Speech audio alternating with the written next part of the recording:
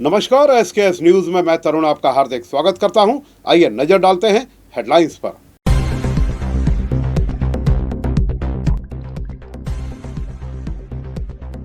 Cyber ठगों ने सेवानिवृत्त अधिकारी को बनाया निशाना, 1,73,000 का लगाया चूना।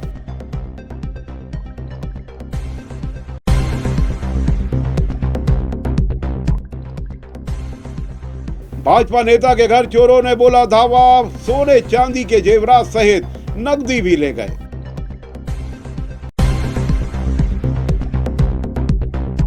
नशे के खिलाफ निकाली गई जागरूकता रैली, जीआरपी थाना पुलिस प्रभारी दीपशिखा ने प्लेटफॉर्म पर रैली निकालकर किया जागरूक।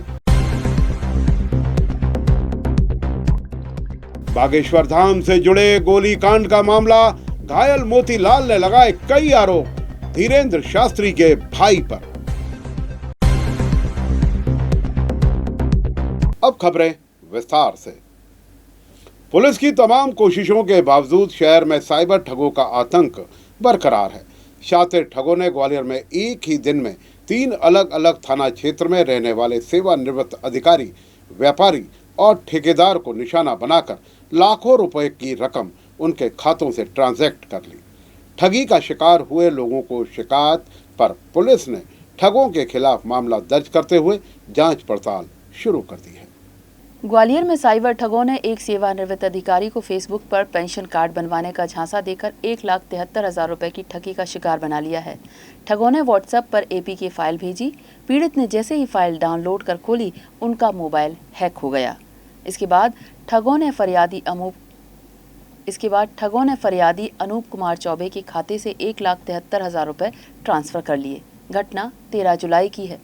महाराजपुरा थाना पुलिस ने अज्ञात आरोपियों के खिलाफ मामला दर्ज कर जांच भी शुरू कर दी है। वहीं झांसी रोड थाना क्षेत्र के सिंध विहार कॉलोनी में रहने वाले विकास अग्रवाल भी ऑनलाइन ठगी का शिकार हो गए हैं। ठगों ने उनके खाते से 2,71,000 रुपए ऑनलाइन ट्रांजैक्शन किए हैं। इसी तरह ग्वालियर के माधोगंज थाना क्षेत्र के हेम सिंह की परेड निवासी ब्रजेश तालरेजा के बैंक के खाते से भी ऑनलाइन ट्रांजैक्शन के तौर पर 1,37,000 रुपए की राशि निकाल ली गई है। उनकी शिकायत पर माधोगंज थाना पुलिस ने धोखाधड़ी का मामला दर्ज किया है। देखिए, लगातार जो है साइबर क्राइम में E0 FIR दर्ज हो रही हैं और जो भी फरियादी है जिनके साथ साइबर धोखाधड़ी हो रही है वो साइबर क्राइम पोर्टल 1930 पर अपनी FIR दर्ज करते हैं और उसके बाद थाने पहुंचते हैं तो उनकी जो FIR है उसको दर्ज किया जाता है। हाल ही में ऐसा ही एक मामला थाना महाराजपुर का आया है जिसमें एक बैंक से रिटायर्ड कर्मचारी हैं जो कि DD नगर के रहने वाले हैं। जब वो थाना महाराजपुरा पहुँचे उन्होंने बताया कि मेरे मोबाइल में मैंने एक APK फाइल थी उसको खोला, उसके बाद जो है मेरे लगभग 1,71,000 रुपये जो है उसमें कट गए हैं। 2-3 ट्रांजैक्शन उन्होंने भी दिखाया, एक 50,000 का, 30,000 का। तो हम लोग पहले भी साइबर सुरक्षा के संबंध में पहले से भी ये लोग जागरूक करते रहे हैं। अभी साइबर सेफ क्लिक 2.2 अभियान भी इस संबंध में चल रहा था कि किसी प्रकार की जो संदिग्ध लिंक हो, APK फाइल हो, उसको आप ना खोलें, उसको डाउनलोड ना करें। उससे क्या है, आपके मोबाइल का जो कंट्रोल है, जो आपकी चीज़ें हैं, उनको साइबर ठग एक्सेस कर लेते हैं। तो इसके संबंध में उनकी FIR अभी दर्ज कर ली गई है और इनकी जो बैंक डिटेल और जानकारी मंगा करके जहाँ जहाँ पैसा गया है उसको जल्दी हम टीम भेज करके आरोपी गिरफ्तार करने का प्रयास करेंगे। ऐसे ही एक अन्य मामला झांसी रोड में भी आया है जिसमें साइबर ठगों ने जो है उनको बातों में जा करके एक फर्जी ट्रांजैक्शन उनसे करवा लिया, जो उसमें भी लगभग 1,37,000 की ठगी हुई है। और ऐसे ही माधोगंज में भी एक मामला सामने आया है जिसमें लगभग 71,000 रुपये की ठगी हुई है, जिसमें उनसे OTP लेकर के और फर्जी व्यक्ति ने जो है ट्रांजैक्शन करा करके इन्वेस्टमेंट के नाम पर फ्रॉड किया है। पत्नी को डराकर शहर से गांव वापस ले जाने के लिए एक मजदूर ने बेटे के साथ मिलकर अपहरण का फर्जी ड्रामा रच दिया। मामले का खुलासा होने पर पुलिस ने दोनों से पूछताछ शुरू कर दी है। दरअसल डबरा के चांदपुर निवासी राम खिलौनी अपनी पत्नी संगीता और बेटे राजेंद्र के साथ नदी पार टाल पर रहकर मजदूरी करता है। पत्नी संगीता अपनी बहन ममता के साथ शादियों में काम करने जाती थी। राम खिलौनी को पत्नी का बाहर जाना बिल्कुल पसंद नहीं था। उसने कई बार संगीता से गांव चलने को कहा, लेकिन वो मानने को तैयार नहीं हुई। पत्नी को मनाने में नाकाम होने पर राम खिलौनी ने अपने बेटे के साथ मिलकर एक साजिश बनाई। प्लान था कि बेटे के अपहरण की खबर से संगीता डर जाएगी और गांव लौटने को राजी हो जाएगी। कल दोपहर राम खिलौनी ने पुलिस को बताया कि वह बेटे राजेंद्र के साथ उटीला मजदूरी करने जा रहा था। तभी कार से आए 4-5 बदमाशों ने राजेंद्र को अगवा कर लिया। दिन दहाड़े किडनैपिंग की सूचना पर उटीला थाना पुलिस तुरंत हरकत में आई। कुछ घंटे बाद राजेंद्र ने पिता को फोन कर बताया कि अपहरणकर्ता उसे मोहनपुर पुल के पास छोड़ गए हैं, लेकिन पुलिस को शुरू से ही उनके बयानों में विरोधाभास दिख रहा था। सख्ती से पूछताछ में दोनों टूट गए। राम खिलोनी ने कबूल किया कि उसने खुद बेटे के साथ मिलकर अपहरण की झूठी कहानी बनाई थी। पुलिस को गुमराह करने के लिए दोनों ने अपने फोन भी दोस्त को दे दिए थे। फिलहाल पुलिस मामले में आगे की कार्रवाई कर रही है। देखिए, उटीला में एक मामला सामने आया था जिसमें एक पिता द्वारा बताया गया कि उसके बच्चे को जो है एक काली गाड़ी में जो किडनैप कर लिया गया है। थाना प्रभारी उटीला नरेंद्र सिसोदिया मौके पर पहुंचे। मौके पर पहुंचने के बाद जब उससे घटना का जायज़ा लिया गया, घटना स्थल का जायज़ा लिया गया, तो वो उसको प्रॉपर जो है बता नहीं पा रहा था। घटना स्थल जो है अंदर की तरफ बता रहा था, मेन रोड से बनौली की तरफ, जंगल की तरफ। लेकिन जब हमने उस पर आसपास जो लोग थे, जो वहाँ मौजूद थे, जो वहाँ के राहगीर थे, जो साक्षी थे, उनसे बात करी तो उन्होंने बताया कि इस तरह की कोई घटना यहाँ कारित नहीं हुई है। फिर लगातार हम लोग जो है उसके पिता से पूछताछ करते रहे। हम लोग CCTV कैमरे भी हमारी टीम ने खंगालना शुरू किया।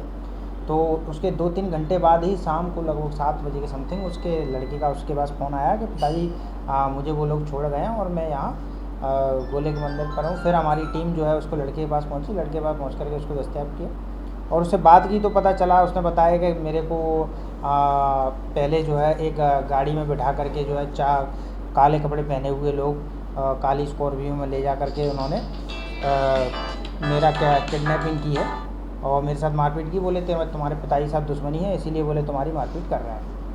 इस पूरे वाक़या में जब इसके अलावा उसके पुत्र ने ये भी बताया कि मेरे पिताजी पर FIR की। लेकिन जब उसके पिताजी के कथन लिए गए तो उन्होंने बताया कि एक मिस्त्री के साथ जो हम लोग आए हुए थे और मिस्त्री ने जो है सरिये की मशीन लेने के लिए मेरे बेटे को ले गया, वहाँ से उसकी किडनैपिंग कर ली। और उसके पिताजी से जब पूछताछ की तो उन्होंने बताया कि वो वही अलग अलग रंग के आरोपी कपड़े पहने हुए थे। तो प्रथम दृष्टया हमें मामला काफ़ी संदिग्ध लग रहा था और इनका बताना था कि हम लोग 2 बजे के समथिंग वहाँ पहुँचे थे। तो उस समय मेरी लड़के से बात हुई, लेकिन जब सीढ़ियाँ निकाली तो पता चला कि इसके लड़का जो है ऑलरेडी 11 बजे से उसका मोबाइल स्विच ऑफ था। तो कहीं ना कहीं जो है शक इसमें लग रहा था हम लोगों को। जब थोड़ा बारीकी सख्ती पूछताछ की और जो इसमें फरियादी था उसकी पत्नी को बुलाया गया तो उसके द्वारा बताया गया कि मैंने इस घटना के संबंध में कोई वो नहीं की और जहाँ घटना स्थल था वहाँ से थोड़ी दूरी पर 112 FRB रहती है। जो उसका पिता था उसने FRB को भी कॉल नहीं किया। लगभग 2-3 घंटे बाद ये लोग पुलिस को कॉल करते हैं, उसके बाद ये पूरा तो कहीं ना कहीं शक और संदेह घेरे में थे। दोनों को जब थोड़ा कड़ाई से पूछताछ की तो बेटे ने भी स्वीकार किया कि हम लोग मुख्यतः हमारी माता ही जो है यहाँ नदी पाटाल मुरार में रह रही हैं और वो जो है घर नहीं जाना चाहती, इसलिए हम उनको डर और भय ऐसी कहानी सुना करके डर और भय दिखा करके अपने साथ घर ले जाना चाहते थे। बाकी हमारी कोई किडनैपिंग नहीं हुई है, ना ही हमारे साथ कोई ऐसी वाक़या घटित हुआ है। बस ऐसे ही उन्होंने पुलिस को गुमराह करके वो उनका मुख्य उद्देश्य ये था कि वो अपनी माँ को अपने घर ले जाना चाहते थे, चांदपुर ले जाना चाहते थे, इसीलिए उन्होंने इस तरीके की फर्जी स्टोरी सुनाई और अभी इसमें जो है थाना उटीला द्वारा वैधानिक कार्रवाई की। ग्वालियर में कुलदेवी की पूजा करने गए भाजपा नेता के घर से शातिर चोरों ने करोड़ों के गहने, चांदी और नकदी चोरी कर फरार हो गए। घटना महाराजपुरा थाना क्षेत्र के आदित्यपुरम स्थित न्यू जनकपुरी में हुई। जब घर लौटे तो अलमारी खुली और सामान बिखरा पड़ा मिला। घर के अंदर का नज़ारा देखा, नेता की पत्नी सदमे से बेहोश हो गई। पुलिस ने CCTV कैमरे और फॉरेंसिक टीम को बुलाकर मामले की जांच पड़ताल शुरू कर दी है। दरअसल महाराजपुरा थाना क्षेत्र के न्यू जनकपुरी निवासी राजा भैया गुर्जर भाजपा ग्रामीण के पूर्व कोषाध्यक्ष और प्रॉपर्टी कारोबारी हैं। वह अभी भोपाल की गोल्डन सिटी में रहते हैं। रविवार सोमवार रात करीब 1 बजे वह भोपाल से ग्वालियर आए थे। सोमवार शाम 8 बजे वह परिवार सहित गाड़ी लेकर भिंड के बसहरा गांव में कुलदेवी कालिका माता की पूजा के लिए गए थे। रात 11 बजे वापस लौटे तो घर के ताले टूटे मिले। ऊपर जाकर देखा तो अलमारी भी खुली पड़ी थी और जेवरों के डिब्बे जमीन पर बिखरे पड़े थे। बैग में रखी नकदी भी गायब थी। कमरे का हाल देखकर उनकी पत्नी बेहोश होकर गिर पड़ी। उन्हें तुरंत निजी अस्पताल ले जाया गया। सूचना पर महाराजपुर थाना पुलिस और वरिष्ठ पुलिस अधिकारी मौके पर पहुंचे। इसके साथ ही क्राइम ब्रांच, फिंगरप्रिंट एक्सपर्ट और डॉग स्क्वाड को भी मौके पर बुलाया गया। भाजपा नेता राजा भैया गुर्जर का कहना है कि सुरक्षा के डर से वह गहने और नकदी साथ लेकर नहीं गए थे। सिर्फ 3 घंटे के लिए घर छोड़ने के कारण जेवर यहीं रख गए। उनके अनुसार चोरी गया माल 3.5 करोड़ से ज्यादा का है। इसमें पुश्तैनी और कीमती ज्वेलरी भी शामिल हैं। वहीं पुलिस का अनुमान है कि चोरी गए माल की कीमत लगभग 1 करोड़ हो सकती है। इस मामले में एक संदेही को भी राउंड अप किया गया है, जिससे पुलिस पूछताछ कर रही है। पूरा मामला पुलिस को प्राथमिक तौर पर सस्पेक्टेड लग रहा है। फिलहाल पुलिस ने आसपास के सीसीटीवी फुटेज खंगालना शुरू कर दिए हैं और चोरों की पहचान और बरामदी के लिए टीमों का गठन भी कर दिया गया है। पुलिस का कहना है कि जल्द ही इस मामले का खुलासा कर दिया जाएगा। मामला ये है कि सुबह में 8 बजे शाम को 8 बजे मैं बहुत गया था गांव बसारा। वहाँ से मेरी वापसी 11 बजे करीबन हुई। तो आके मैं घर पे आया तो एकदम मैसेज ना देखा, सब खुला पड़ा है, अलमारी जो लॉक वगैरह सब टूटे पड़े थे। वहाँ देखा तो सब गोल्ड वगैरह या कुछ भी नहीं था। तो मैसेज का एकदम दर्द हुआ तो मैं सीधा बोलो हॉस्पिटल में भर्ती किया। वो बताएं सपोर्ट पुलिस एसपी साहब का सबसे ज़्यादा मेरा सपोर्ट भी एसपी साहब कर रहे हैं और अभी भी सब टीम लगी है, आप देख रहे हैं। अब सामान 1-8 किलो से नीचे नहीं गया है और बाकी का सब प्रक्रिया चल रही है, जो भी सामने आएगा। किसी पे शक है किसी पे शक है आपको? अब शक तो है, अकेले अभी मैं कोई नहीं कह सकता। है तो कोई जिसको सब पता है कि कै बजे मैं यहाँ से गया, कै बजे आया, उसका समय भी बीच में डिसाइड है कि 2 घंटे का समय था या 1.5 घंटे का। उसको पता है कि इतना टाइम लगेगा आने जाने में, उस समय की घटना है। आदित्यपुरम के रहने वाले राजा भैया गुर्जर की सूचना आई कि कल रात को 7 बजे वो अपने घर से कहीं गए हुए थे। रात को 10 बजे लौटे तो देखा कि घर के कमरे से चोरी हो गई है। सामान बिखरा हुआ पड़ा है। सोने चांदी के जेवरात चोर चोरी कर ले गया। आसपास से कैमरे देख रहे हैं, सीसीटीवी फुटेज लोगों के कथन ले रहे हैं और तस्दीक कर रहे हैं और शीघ्र हम इस मामले का पटाक्षेप करेंगे। कुल कितनी सामग्री बता रहे हैं? लगभग 30-40 लाख रुपए की चोरी बता रहे हैं और आकलन किया जा रहा है कि कितना क्या है। छतरपुर के बागेश्वर धाम से जुड़े गोलीकांड का मामला अब ग्वालियर पहुंच गया है। घटना में घायल मोतीलाल कुशवाहा का ग्वालियर के सरकारी ट्रॉमा सेंटर में ऑपरेशन होना है, जहां डॉक्टर घायल मोतीलाल के सीने में फंसी गोली निकालने के लिए ऑपरेशन की तैयारी में जुट गए हैं। मोतीलाल ने कई गंभीर आरोप भी लगाए हैं। उनका कहना है कि बागेश्वर धाम के पीठाधीश्वर पंडित धीरेन्द्र कृष्ण शास्त्री के भाई शालिग्राम अपने साथियों के साथ जमीन पर कब्जा करने पहुंचे थे। विरोध करने पर उनके साथ मारपीट की गई और गोली चला दी गई। वहीं इस मामले को लेकर सोशल मीडिया पर भी लगातार बहस छिड़ी हुई है। एक पक्ष आरोपियों पर कड़ी कार्रवाई की मांग कर रहा है, जबकि दूसरा पक्ष मामले की निष्पक्ष जांच की बात कह रहा है। ग्वालियर के जयरोग चिकित्सालय में भर्ती मोतीलाल कुशवाहा का ऑपरेशन हो रहा है। उनके सीने में फंसी गोली निकालने की तैयारी भी की जा रही है। मोतीलाल का दावा है कि घटना वाले दिन शालिग्राम शास्त्री और उनके साथी कथित तौर पर जमीन पर कब्जा करने पहुंचे थे। विरोध करने पर पहले मारपीट की गई, फिर फायरिंग कर दी गई। उनका कहना है कि एक गोली उनके सीने में लगी, जबकि दूसरी गोली कान को छूते हुए निकल गई। आरोप है कि उनके सर पर डंडे से भी हमला किया गया है। क्या नाम है आपका? मोतीलाल कुशवाहा। मोतीलाल कहाँ रहते हो आप? हम रहते हैं ग्राम कोड़ा, बागेश्वर के पास में है। क्या घटनाक्रम हुआ? घटना ये हुआ कि जब मैं घर पर था तो 3 लोग आए, मुझको घर से पकड़ ले गए। कौन कौन? मतलब अंकित में हमें शराब था और 2 लोग और आते थे, मतलब। और वे बड़िया के पास लगे, स्कूल के पास, वहाँ पर बैठा था शालिग्राम गड़ा पिस्टल रख के। तो मैंने उसने सीधा जो लड़का है तो उसने मारना शुरू कर दिया मुझको, गाड़ी में डंडे निकाल के मारना शुरू। मैंने उसको डंडे पकड़े, उसका डंडा झीका तो सीधा शालिग्राम उठे। उसने 3-4 फेर मेरे पर मारे, तो एक कान पर लग गया, एक सीने में लगा गोली। शालिग्राम कौन है? शालिग्राम ये धीरेन्द्र शास्त्री है, जो ने बागेश्वर वाले बाबा, उसका छोटा भाई है। घटना के बाद फिर क्या हुआ? घटना के बाद क्या होगा, फिर भाग गए हम गाँव। मतलब कुछ देर बाद पुलिस आई। फिर आप कैसे पुलिस आई, क्या किया? पुलिस आई, फिर पुलिस ने मुझको गाड़ी में बैठाया और छतरपुर लेके आई अस्पताल। वहाँ से फिर सीधा दवाई हुई, तो रेफर कर दिया ग्वालियर के लिए। ग्वालियर कब आए? ग्वालियर आए थे रात में कितने बजे? 3-4 बजे। तो अभी कोई आरोपी पकड़े हैं क्या? अभी कोई आरोपी नहीं पकड़े हैं, FIR भाई हुई है अभी। जैसे धीरेन्द्र शास्त्री के वो भाई हैं, तो वो आपको दबाव बनाया जा रहा है कि आप कोर्ट में लिखाएं? हाँ, दबाव बना रहे हैं ना, वो गुंडा है, प्रवृत्ति के लोग हैं बड़े। वो उनका वीडियो भी दिखाई, वीडियो में वो पिस्टल पकड़े दिखाई दिए। हाँ, वो पिस्टल से उसने फायर किया है ना। तो क्या करता है धीरेन्द्र शास्त्री का जो भाई है शालिग्राम, तो मुझे ऐसा आतंक मचाता है?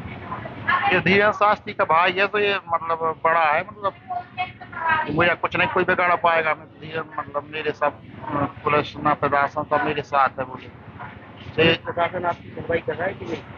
सुनवाई तो कर रही, लेकिन थोड़ी धीरे से कर रही, कुछ कम कर रही। क्या नाम है इसका? ब्रज किशोर पांडे। ये इसका नाम क्या है? ये मोतीलाल कुशवाहा हैं, हमारे गांव के हैं। क्या कुछ घटनाक्रम हुआ है इनके साथ? ये क्या है कि बागेश्वर धाम के पीठाधीश्वर पंडित श्री धीरेन्द्र कृष्ण के छोटे भाई सालिग्राम गर्ग एवं अन्य 4 लोगों के साथ एक राय होकर के आते हैं। आने के बावजूद में मोतीलाल कुशवाहा के ऊपर जान से मारने की नियत से 3 फायर करते हैं, जो कि मोतीलाल कुशवाहा को 2 फायर, एक उनके कान में और दूसरा फायर पेट में लगता है। और साथ ही उनके जो अन्य साथी होते हैं वो लाठी डंडों से इनकी मारपीट करते हैं। उसके बाद वहाँ पर ग्रामीण लोग एकत्रित हो जाते हैं, जो उनको देख करके फिर वो वहाँ से भाग जाते हैं और उसके पीछे कुछ ग्रामीण लोग जा करके उनको पकड़ने का प्रयास करते हैं, लेकिन वो भागने में सफल हो जाते हैं। फिर पुलिस कब आई, कब उसको पुलिस को सूचना दी। पुलिस को सूचना देने के बाद में पुलिस आई। पुलिस आने के बावजूद में मोतीलाल कुशवाहा को जिला अस्पताल प्राथमिक उपचार के लिए लाया गया, जहां पर उनका मर्ग इंटीमेशन के आधार पर कायमी की गई और बागेश्वर धाम पंडित धीरेन्द्र कृष्ण शास्त्री के भाई सालिग्राम सहित अन्य 3 लोगों के खिलाफ BNS की धारा 109(1) के तहत प्रकरण पंजीबद्ध किया गया है। उनका कहना है कि इन पर दबाव बनाया जा रहा है कार्रवाई न करने के लिए। नहीं, लगातार दबाव तो आप मान लीजिए कि वो तो स्पष्ट है कि दबाव तो बनाया ही जा रहा है, क्योंकि ये घटना नहीं है। ऐसी अनेकों घटनाएं वहां पर हुई हैं जो कि उनका आज तक खुलासा नहीं हुआ है, और उन घटनाओं में भी उनकी कहीं में कहीं संलिप्तताएं हैं। क्योंकि क्या करते हैं? सालिग्राम एक आदतन अपराधी है और एक अच्छे किस्म का नशेड़ी है, जो कि जरा हर तरीके के जो जितने भी वो होते हैं ड्रग्स, सभी ड्रग्सों को लेता है। और वहाँ पर वीडियो भी वायरल हुआ, तो पिस्टल लिए भी दिखाई दी। नहीं, वो तो एक आम बात है उनके लिए। आपसे बता दें, पिस्टल, एक पिस्टल, कई पिस्टल वहाँ पर आपसे बता दें। उन बागेश्वर धाम में उनकी ही जेल बनी हुई है। वो जिस व्यक्ति को चाहें वहाँ कैद कर लें, जिस व्यक्ति के साथ जो कुछ भी करना चाहें वो वहाँ जाकर मार पीट सब कुछ करते रहें जे है। और गरीब आम जन लोगों की क्या चाहते हैं? हम ये चाहते हैं कि इन लोगों के ऊपर कड़ी से कड़ी कार्रवाई हो और सालिग्राम जैसे अपराधी के ऊपर NSA लगाया जाए। शहर के बीच चौराहे पर high voltage drama. KRG college के बाहर 2 पक्षों के युवाओं में जमकर मारपीट हो गई। मारपीट से पहले दोनों पक्षों में बहसबाजी हुई, जो देखते देखते हाथापाई में बदल गई। सबसे चौंकाने वाली बात यह है कि यह पूरा घटनाक्रम पुलिस चौकी के नजदीक हुआ। मारपीट का वीडियो भी सामने आया है। मामला कंपू थाना क्षेत्र का है। सूचना पर कंपू थाना पुलिस मौके पर पहुंची और मामले की जांच शुरू कर दी। पुलिस वायरल वीडियो के आधार पर आरोपियों की पहचान कर रही है। ग्वालियर के मुरार थाना क्षेत्र से बड़ा अजीब मामला सामने आया है। पिज्जा को लेकर हुए विवाद में दुकानदार ने अपने सहयोगियों के साथ मिलकर एक बहन भाई और उसके बच्चों के साथ भी मारपीट कर दी। घटना का वीडियो वायरल हो रहा है। दरअसल मुरार के घास मंडी एरिया में रहने वाले रोहित सेन ने एक शिकायती आवेदन SP ऑफिस जाकर दिया है कि 14 तारीख की रात को वह अपनी बड़ी बहन सुरभि व उनके बच्चों के साथ पिज़्ज़ा लेने के लिए भल्ला वाले की दुकान पर गया था, जहां उसकी बड़ी बहन अपने बच्चे को गोद में लेकर पिज़्ज़ा के इंतजार में खड़ी हुई थी। तभी गलती से बच्चे के हाथ से पिज़्ज़ा मसाला गिर गया, जिससे वह दुकानदार काफ़ी नाराज़ हो गया और वहाँ मौजूद उस महिला व उसके भाई को अभद्र भाषा का प्रयोग कर गंदी गंदी गालियाँ देने लगा। तो सुरभि के भाई रोहित ने गाली देने से मना किया और वह बोला कि वह बड़ी बहन है, इसे सॉरी बोल दो, हमें नहीं चाहिए आपका पिज़्ज़ा। जिससे नाराज होकर दुकानदार व उसके अन्य साथियों ने मिलकर रोहित व उसकी बहन की जमकर मारपीट कर दी। इसकी शिकायत करने के लिए रोहित मुरार थाने भी पहुंचा, पर उनकी कोई सुनवाई नहीं हुई। तो आज रोहित अपनी बड़ी बहन सुरभि के साथ SP ऑफिस पहुंचकर शिकायती आवेदन एडिशनल SP जयराज कुबेर को सौंपकर आरोपियों के खिलाफ कड़ी कार्रवाई की मांग कर रहा है। भैया मारपीट कुछ नहीं है, क्या है, मेरी बड़ी बहन है, वो गई थी पिज़्ज़ा लेने भानेज के लिए। तो ये भल्ला वाले करके नाम है, उनके रेस्टोरेंट चलाते हैं और उन्होंने ग्रामीण बच्चे रख रखे हैं, मतलब स्टाफ अपना ग्रामीण रख रखा हुआ है। बोलने का बिहेवियर नहीं बिल्कुल भी, किससे कैसी बात करनी चाहिए कैसे नहीं करनी चाहिए।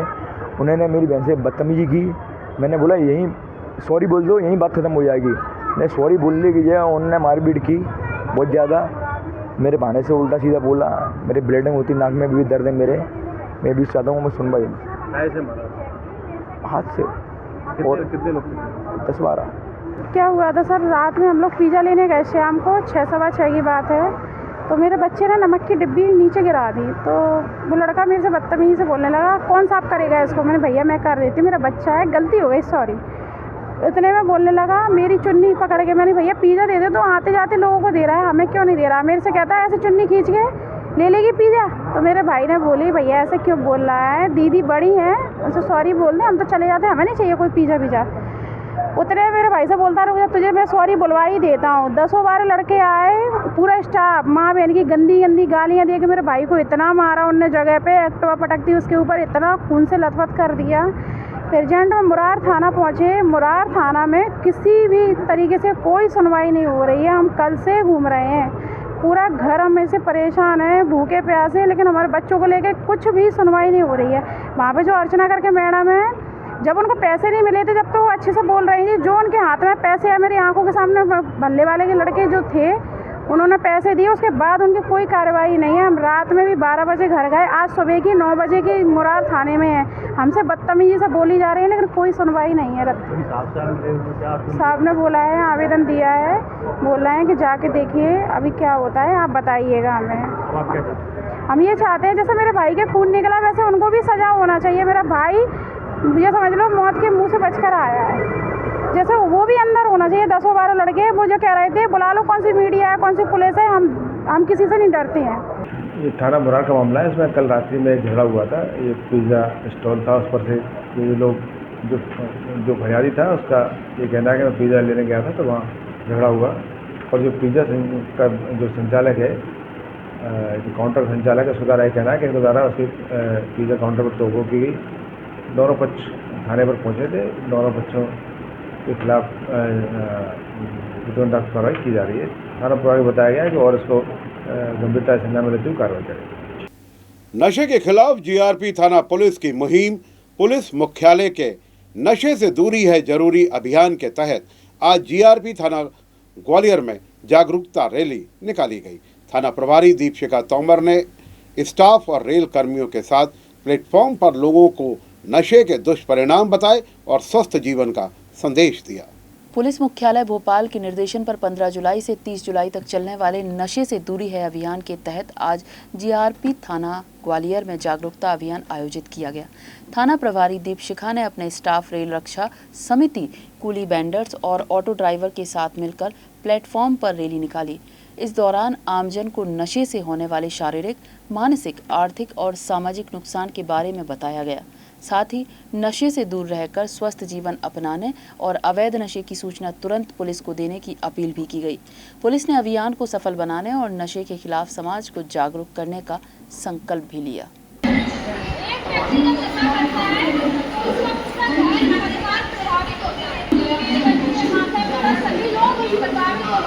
सभी लोग परेशान होते हैं और यदि अपने प्रयास से किसी कारण नशा दूर हो जाता है तो वो सबसे अच्छी चीज है कि नहीं। तो अपन को क्या करना है, नशा नहीं करना है, और यदि कोई नशा करता है तो उसको मना करना है कि नशा नहीं करे। अभियान चलाया जा रहा है तो आप सब लोगों को भी मदद करनी है, इसकी अपने परिवार वालों की और समाज की।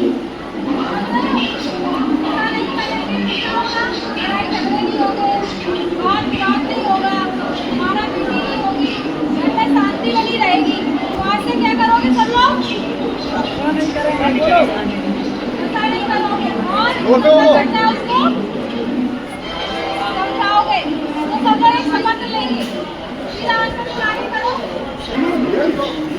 और मेरे साथ साथ बोलना, शपथ लेना। शपथ लेता हूँ कि मैं कभी नशा नहीं करूँगा।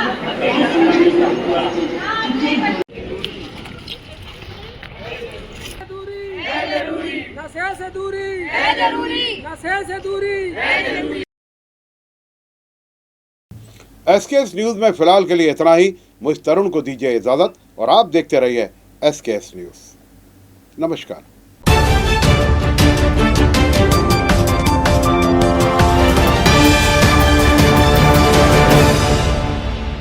ग्वालियर और आसपास की हर छोटी बड़ी खबर निष्पक्षता और सबसे पहले देखने के लिए आज ही जुड़े SKS न्यूज के साथ।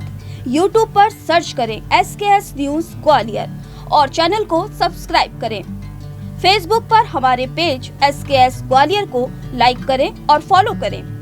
Instagram पर ताज़ा अपडेट्स के लिए SKS Live 24 को फॉलो करना ना भूलें।